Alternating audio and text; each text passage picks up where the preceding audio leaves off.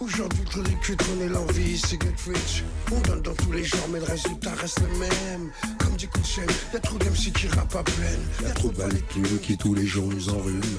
Voilà, Joey Starr qui est avec nous. Sans la musique, la vie serait une erreur, disait Nietzsche. Raphaël, ce matin, votre morale de l'info... La vie serait erreur, disait Nietzsche. La Pas vie une erreur. Serait erreur, c'est ce que j'ai dit. Hein. Ah bon, non, on peut réécouter le ralenti si vous voulez. Non, je suis sûr d'avoir entendu une erreur. On va réécouter tout à l'heure à la fin, on va réécouter. Bah, faisons ça, ouais. On a que ça à Raphaël, faire. ce matin, votre sujet de philo, vous êtes donc tombé tout cuit dans le bec. Ah, tomber du ciel à travers les nuages. Quel heureux présage pour un aiguilleur du ciel.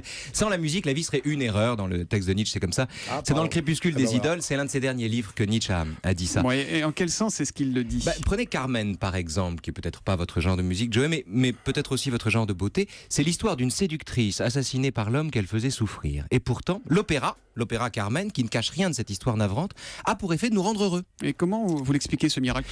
C'est que la musique ne cache pas la tragédie. Elle cherche pas à l'estomper, au contraire, elle affirme la tragédie, elle la souligne, elle la chante. Et du coup, elle la surmonte. Il faut bien comprendre que l'erreur pour Nietzsche n'a pas le sens qu'on lui donne ordinairement. L'erreur, c'est pas le fait de dire un truc faux, un truc inexact. L'erreur pour Nietzsche, c'est la lâcheté. La lâcheté, mais enfin, Raphaël, l'erreur n'est pas un choix. On ne fait pas exprès de se tromper. Peut-être, mais tout homme a la liberté de regarder ou non le monde en face. Et l'erreur, c'est de pas le faire. L'erreur, par exemple, c'est de recouvrir le monde de ce qu'on croit, ce qui le rend beaucoup moins intéressant. Or, à la manière de Carmen, la musique nous apprend à l'inverse à ne pas détourner le regard. La musique n'est pas un divertissement, c'est un art qui nous donne les moyens de ne pas nous mentir à nous-mêmes. Et la morale de l'info? La morale de l'info, c'est encore une phrase d'un autre philosophe, Clément Rosset, que j'ai tellement raison d'aimer. Une phrase que je voudrais offrir à Joey Starr et dont j'aimerais qu'il nous dise ce qu'il en pense. Joie musicale contre les douleurs de la vie, et à la fin, c'est la musique qui gagne. C'est bien, non? Ce que j'en pense, il est vachement tôt quand même, hein, pour moi. Joie musicale contre les douleurs de la vie. Ce que j'entends moi, oui, de toute façon, je fais de la musique parce que je suis écorché, je chie dans la douleur, donc c'est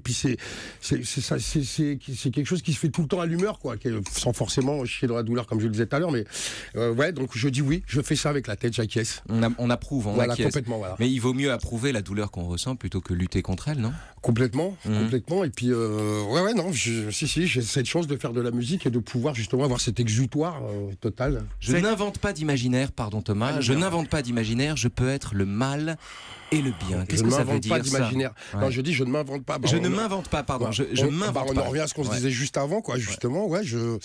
Faut aussi me comprendre, tout à l'heure, on disait qu'il y avait des gens qui n'étaient pas très heureux que je sois là, mais c'est parce que je ne suis pas dans la provocation ni quoi que ce soit. Je fais ce que j'ai. Donc voilà, je peux être comme ça, je fais ce que j'ai. Donc je crois que c'est très clair. La musique pour vous, au départ, à l'origine, c'était une thérapie, un moyen de voir autre chose, un moyen de... Non, mais nous, on est avec Kouchen, on est rentré dans la musique par le constat d'urgence quand même. On parlait un peu de... On parlait beaucoup de social, mais tout en précisant que c'était de notre côté de la barrière, forcément. Et puis ça, et puis ouais, on est rentré dans la musique par le faire ce qu'on a, quoi. C'était une façon de faire entendre sa voix aussi. Bah oui, parce que, encore aujourd'hui d'ailleurs, on voit les gens qui sont encore à République debout. Aujourd'hui, pour se faire entendre, il faut taper du poing sur la table. Donc ouais, vous pourriez être à République, vous, avec la nuit debout? Ah bah ouais, vu que je fais pas grand chose à ce moment-là, ouais, je pourrais y être, effectivement, je pourrais même les inviter chez moi s'il fallait. Et qu'est-ce qu'on fait des bons sentiments? Est-ce que finalement c'est pas ça que le musicien déteste le plus? Les bons sentiments, les belles pensées. Ouais, parce qu'au fond, surtout moi, dans ma manière d'écrire, ça sentirait la démagogie tout de suite, ça sentirait le... Ouais, puis et puis je suis pas là pour les bons sentiments et puis pour les civilités, c'est pas mon truc, quoi. Moi, je pratique le respect. Et le respect, pour moi, c'est faire ce que j'ai, quoi. C'est ne pas faire les choses pour l'auditoire ou aller dans le sens de l'auditoire, mais plutôt de... Moi, je suis rentré dans la musique, pour moi, c'est un plaisir très égoïste, quoi. Je pense d'abord à moi, et en général, la magie opère derrière, quoi.